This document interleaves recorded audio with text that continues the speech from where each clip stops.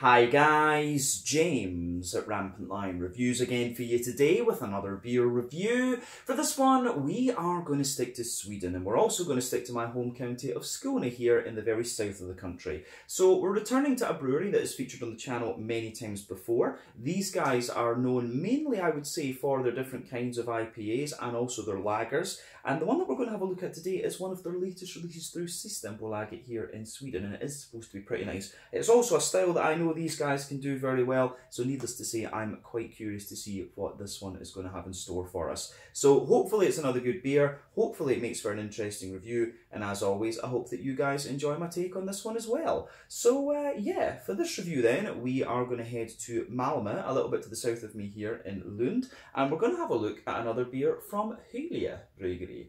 So this particular beer is called Expectations. It comes in at 6.5% ABV, and this one is another New England Hazy, whatever you want to call it, IPA. So this one was released as part of the Lokalt Småskaligt assortment through Systembolaget for September of 2022, if I remember correctly. But it's been a wee while since I've reviewed an IPA from Hylia Bryggeri, and the hop bill on this one sounded quite interesting. So I just kind of thought, well, why not? So let's crack on with this and see what we have. So, as always with my reviews then, I'll tell you a little bit about the brewery before we taste the beer. If you want to get straight to the tasting, just fast forward. All the usual links are in the video description below. That's the brewery website, the link to my other reviews that I've done from Hylia Bryggeri before, and we will no doubt add more to that list in the near future. But there's all the usual social media down there. If you want to see more reviews, do please consider subscribing to the channel. The support you give the channel is massively, massively appreciated, and you can of course check out the playlist of beers from different countries. The whole channel has a geography tagging based system, of course. So yeah, let's crack on. So on to my brewery notes to tell you a little bit about Hylia Bryggeri then. So Hylia Bryggeri, as I've told you before, it started off as the homebrewing experimentations of Michael Nathorst, who is originally from Vintria, a few minutes to the south of Hylia, in the kind of southwesternish part of Malmö. But for a number of years, Michael was a home brewer, and he built up his own brewery in his garage and was experimenting brewing beers with his friends. But he started brewing back in around 2013.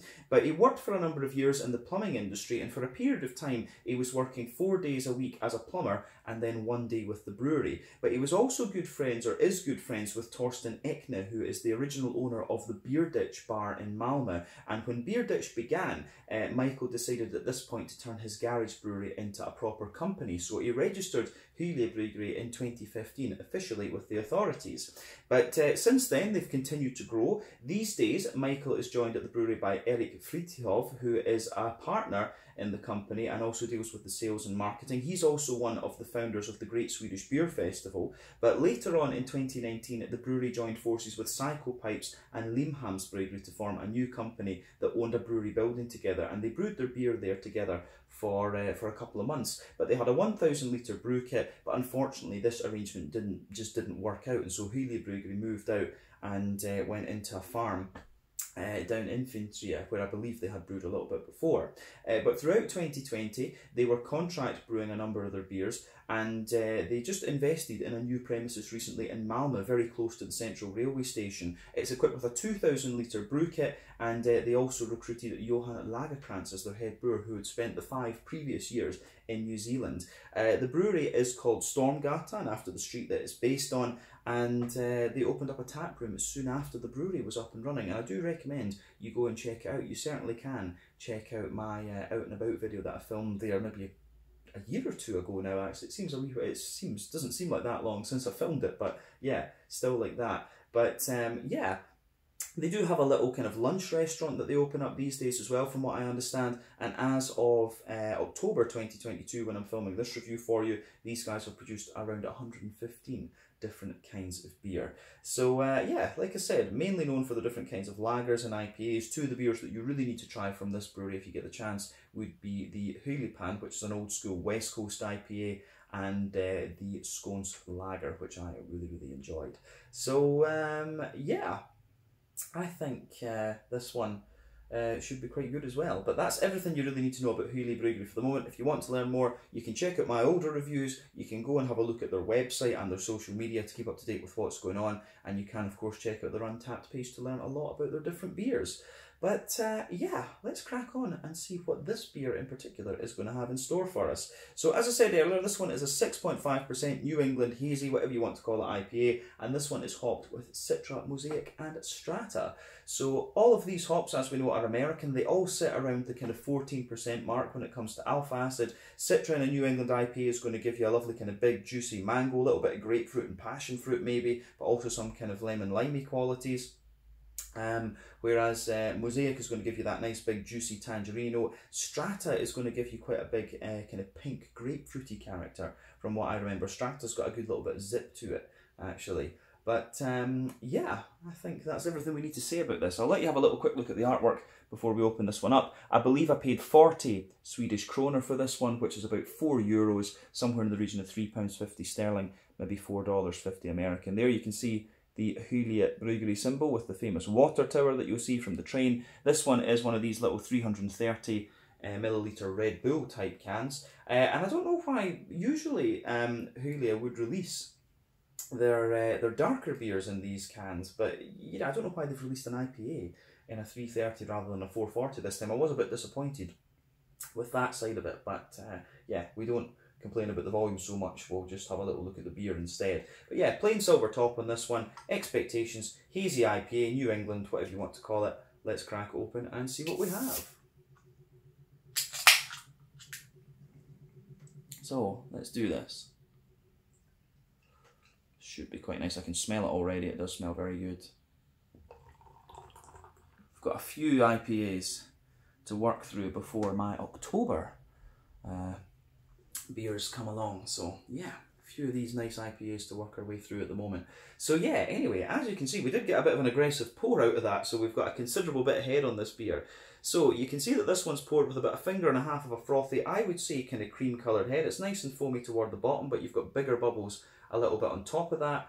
You've got a lovely, very bright yellow colour. I would say that this one's kind of akin to mango juice. Always love comparing the New England IPAs to different fruit juices because that's just what they remind me of.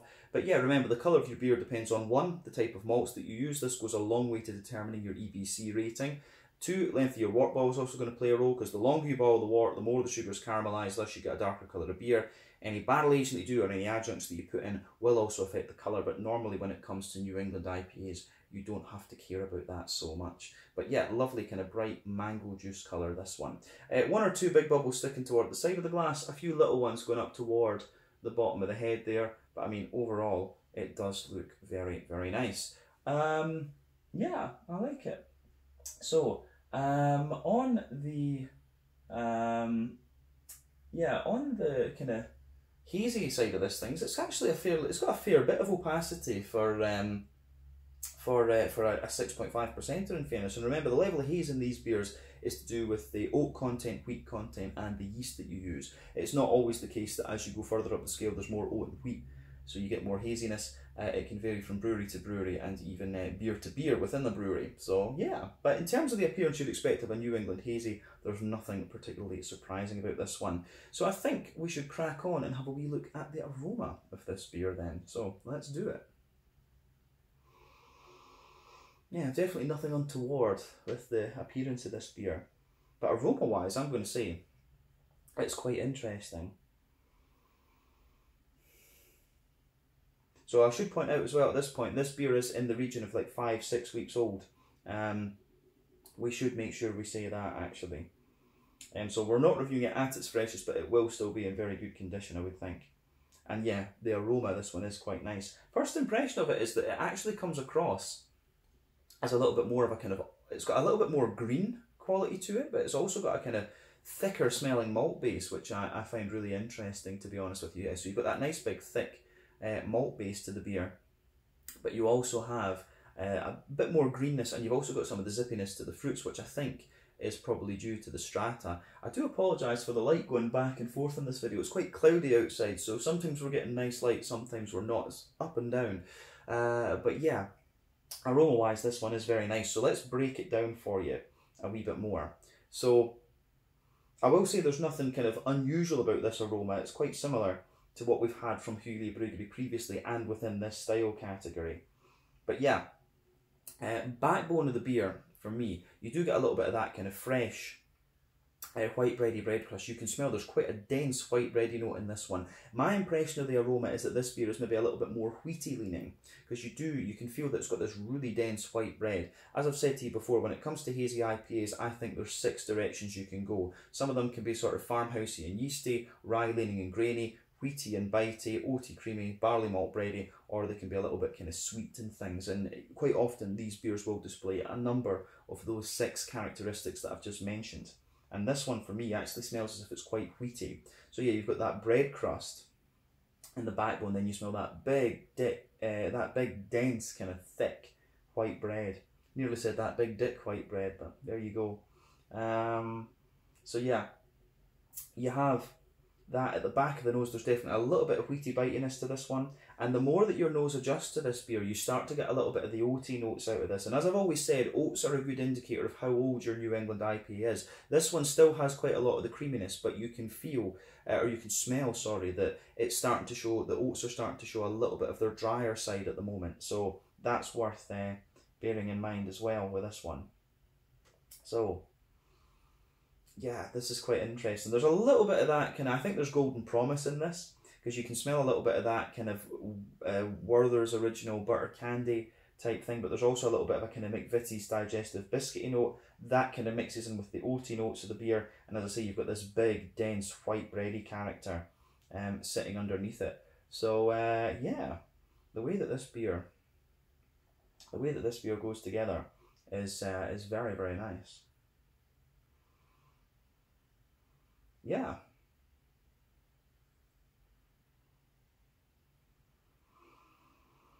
Yeah, I think the malty side of this one, I can sit and smell this all day. But yeah, I think we've said everything we need to about it. The more that I smell of it, the more oatiness I get out of it.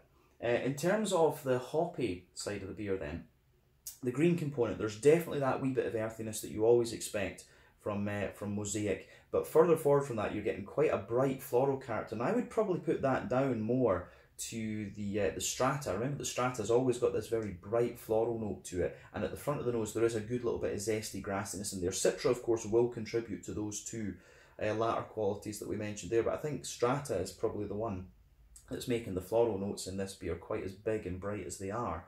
So yeah, that is quite interesting for me with this beer. The green component is nice and bright, and that suits the fruity notes that this beer is showing you. But remember, New England IPAs rely mainly on late addition hopping and dry hopping. You also have early addition hopping, which contributes the majority of your bitterness. Late addition hopping gives you a little bit of bitterness, but mainly flavour and aroma. Then dry hopping is all about flavour and aroma. West Coast IPAs use all three. New England's use the latter two for the most part.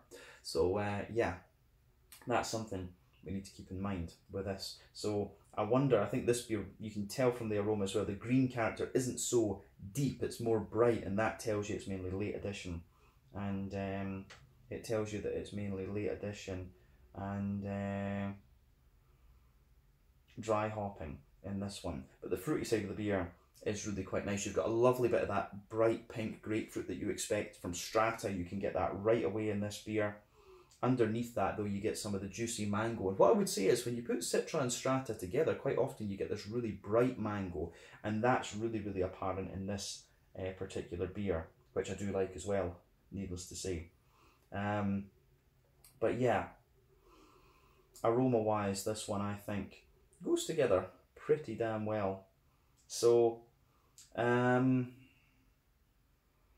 yeah, you've got that bright pink grapefruit, you've got big, juicy, quite ripe mango. There are a few sort of apricot-y and slightly pineapple-y notes in there as well. There is a wee more complexity to the tropical notes. But then right at the front of the nose, of course, you've got that big, juicy, tangerine orange that you would expect from the Mosaic. So, yeah, it is quite a nice smelling beer, this one. As I always say, you should take a bit of time to enjoy the aroma of your beer before you get stuck into it. But at this point, I think we should dive into this one and have a taste. So yeah, this one is the Expectations at 6.5% New England Hazy, whatever you want to call it, IP from Huli Brewery in Malmö. Citra, Mosaic and Strata in this one. Slàinte, skål, cheers.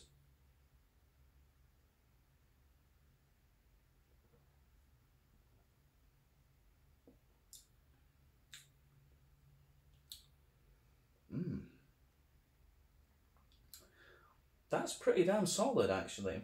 that is quite nice. It's one of the first impression of it is that it's one of the more kind of, it feels a little bit more oily, but then the further into the aftertaste you go, you start to get a little bit of dryness out of the malt in this one, which is quite interesting. And the oats are showing a little bit more dryness in this beer than I was thinking they would from the aroma. But yeah, it's got quite a dense malt base to it, this one, which is quite interesting, but still another nice beer from Hulia.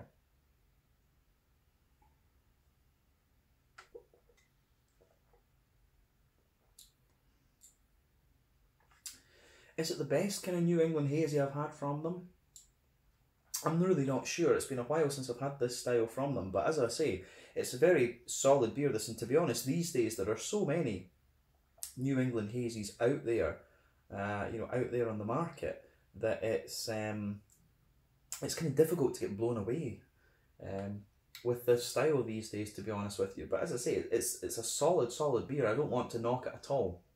It's nice, it's solid, it's drinkable. I would have liked to have had a 440 can of it rather than the 330, but yeah, that's another thing. But this one for me, compared to some others I've had, it feels a little bit more dense in the malt base, I would say, this one. So that's quite interesting. At the same time, it has a little bit of wetness to it as well. So yeah, I like that.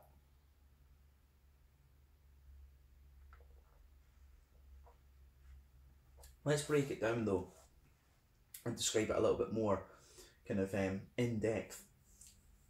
So middle third of your palate, you've got a nice little bit of that kind of, drier bread crusty character, which I really do quite like. So yeah, a nice little bit of kind of drier bread crusty character in there. And that lingers into the aftertaste. On top of that, you can feel the kind of slightly lighter barley malt bread. You feel that little bit of pale malt, light, kind of airy bread. But then on top of that, you're getting the more dense, wheaty layer out of the beer. And that continues into the back third of the palate, but we'll come to that a wee bit later on.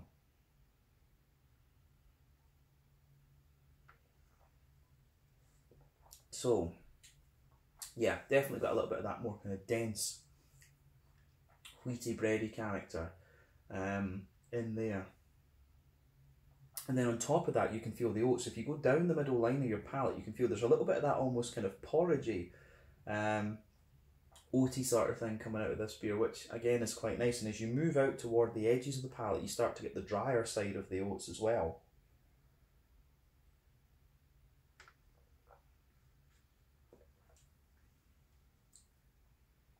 So yeah, got that, that nice drier, that nice kind of drier side of the oats is pretty interesting, because yeah, it does actually get a little bit sweeter the further you go out into the aftertaste. But in the dead centre of your palate, you have a little bit of that. You do get a little bit of a kind of almost honeyish, caramelly sort of thing to this beer, and that's covering the booze of it, of course, too.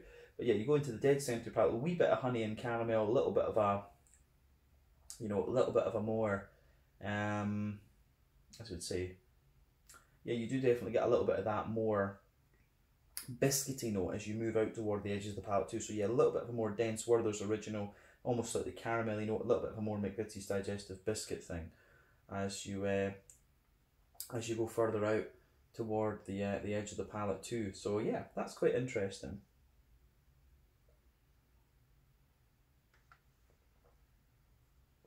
But yeah, I think that's everything we really need to say about the middle third of your palate, other than it starts to get sweeter and sweeter the more you drink of the beer. So yeah, back third of the palate then. Again, that border region between middle and back third of your palate, you can feel that you get a bit of bready build up in there. The base of the back third of the palate, yeah, the base of the back third of the palate, again, you've got a wee bit more kind of bread crust. On top of that, on top of that, you can feel the wheaty layer is a little bit taller and thicker there. It's almost, yeah, it feels a bit more dense, which is interesting, but you do get a little bit of bitiness off the wheat, and then above that you start to get the more yeasty notes out of the beer. You've got that more airy, yeasty, bready sort of thing. So yeah, I quite like that.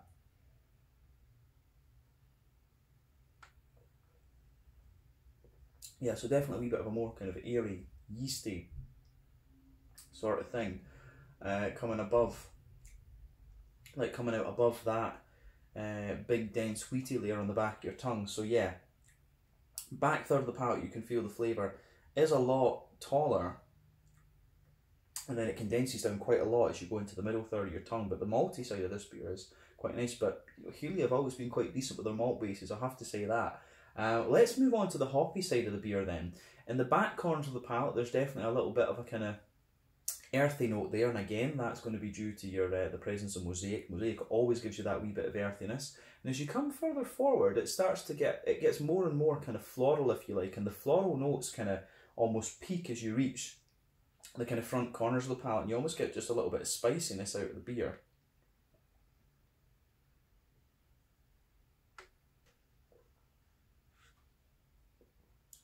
Yeah, round the front corner of the palate, around the front curve of the palate, there's a little bit of that lighter, grassy sort of thing too. It's got a wee bit of zestiness, but I actually find the grassy notes in this beer a little bit wetter.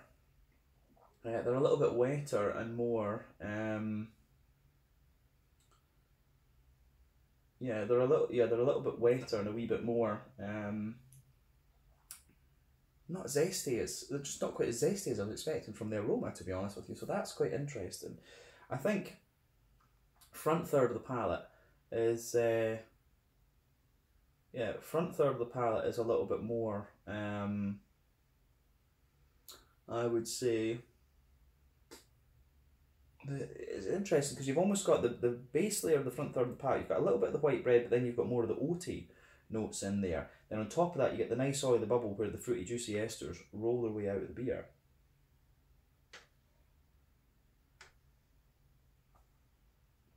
So yeah, at the back of the front third of the palate, you have a more, you do get a bit of that kind of bright pink grapefruit from the strata. It's taken a wee bit of time for the fruits to come out actually, so you've got a little bit of that bright pink grapefruit from the strata. Then as you move further forward from that, you get, you can feel there's a bit more of a kind of passion fruity note from, which I'm guessing will be from the Citra. But then as you move into that, you've actually got quite an oily, relatively speaking for a New England IPA, of course, you've got a more oily, mango-y note to this one. Then as you reach the middle of the palate, the middle of that front third of your palate, sorry, you get that kind of slightly drier apricot and brighter pineapple on top. But then the front third, the front half of the front third of your palate, doing terrible with my words today, front half of the front third of your palate, it's that oily orange from the tangerine, from the tangerine orange from the Mosaic that's lingering there with this one. And again, I personally like that quite a lot. So yeah, it's a really interesting beer, this one, from that perspective. It's got quite a few different unusual things going on with it, but it's still a very solid representation of the style. But it's the little nuances and things in this are a wee bit different to what we've had from Hulia before. But as I say, it's been a while since I've had a Hulia Brewery beer. Yeah, I think that's everything we need to say about this one, to be honest with you. So yeah, let's round off with the mouthfeel then. So mouthfeel wise, this one's a kind of mid-bodied, yeah, it's kind of a mid-bodied beer, this one, I would say, kind of pushing toward the top of that mid-body. For a 6.5%, yeah, it's quite big. For me, it develops more, it's got a bit of wetness on top almost, but it has a bit more of that oily mouthfeel to it, which is kind of quite interesting. So, yeah, a bit of an oily and kind of thicker mouthfeel to it in some ways. IBU-wise, I think this is a fairly standard 30 IBU beer. Would be surprised if it's more than that. You've got a nice kind of thicker malty base to it. As we've said, there's a little bit of sweetness to the malt base, but mainly it's quite nice and smooth. But then, yeah, you've got a good little bit of a kind of fruity, a nice bit of an oily fruity character to this one as well. And fairly well balanced between the kind of more tropical notes, which take the lead and are a bit more zesty in this beer because of the strata, and also the kind of more oily orange from the tangerine. And Citra kind of gives the beer the complexity within the fruits, I would say. That's probably a good summary of it. But yeah, I think that is everything we need to say about this beer, to be honest with you. Quite an interesting hazy IPA from Hulia Brewery. My first one from them in quite a wee while, if memory serves me correctly. So yeah, I think we can leave it at that for this one. So yeah, this is the Expectations, a 6.5% hazy IPA from Hule Brewery in Malmö. So yeah, once again, thank you for watching my beer reviews. Until the next time, please like, subscribe, share, all the usual YouTube stuff. Let me know your own thoughts on this beer in the comment section below. Let me know what your favourite beers are from Hule Brewery as well. And we will no doubt return to these guys at some point in the fairly near future. Till the next time, check out my social media, check out theirs, give me some beer recommendations, and I'll catch you guys very soon. Slàinte, skål, and cheers.